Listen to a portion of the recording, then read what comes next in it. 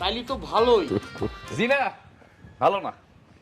আমার শ্বশুর আব্বা এতক্ষণ আপনাদেরকে যা যা বলছে সবকিছু বানোয়াট এবং মিথ্যা। আর আমার পড়ালেখা তো এখনো শেষ হয়নি, আমার অনার্স ফাইনাল ইয়ার চলতেছে। আর বিদেশ, আমাকে 14 গোষ্ঠীর ভিতরে কেউ কোনোদিন বিদেশ যায়নি। জামাই, তুমি এখন ঘরে যাও, এইখানে তোমার কোনো কাম নাই। আচ্ছা চাচা, আপনাকে সবার কাছে আমার একটা প্রশ্ন। আমি বিয়া করছি, আমার শ্বশুর বাড়িতে আসছি, আমার শ্বশুর আমার বলে, মানে আপনাকে চেয়ারম্যান সাহেব, আমি নাকি বাড়ি থেকে বাড়িতে পারবো না।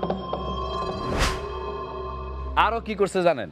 আপনাকে চেয়ারম্যান সাহেব, আমি বেকার বইলা আমার সাথে এক টেবিলে বসে ভাত খাই না, তার নাকি জাত যায়। এটা কোনো কথা বলে? চেয়ারম্যান সাহেব, জামাই তো তাইলে ভালোই পাইছেন। মন্ডল যদি শুনে যে আপনার মেয়ের জামাই এইরকম হয়েছে, তাহলে তো হাসতে হাসতে মরে যাইব। তাইলে এক কাজ করেন, যে মরতে চায় তার তাড়াতাড়ি মরতে কর। আমাদের দেশের জনসংখ্যা কমা দরকার। আর আপনাদের সবার সাথে পরিচয় হয়ে আমার খুব ভালো লাগলো, বুঝছেন?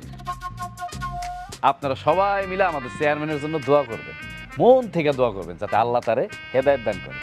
এই, তোমরা এখন যাও।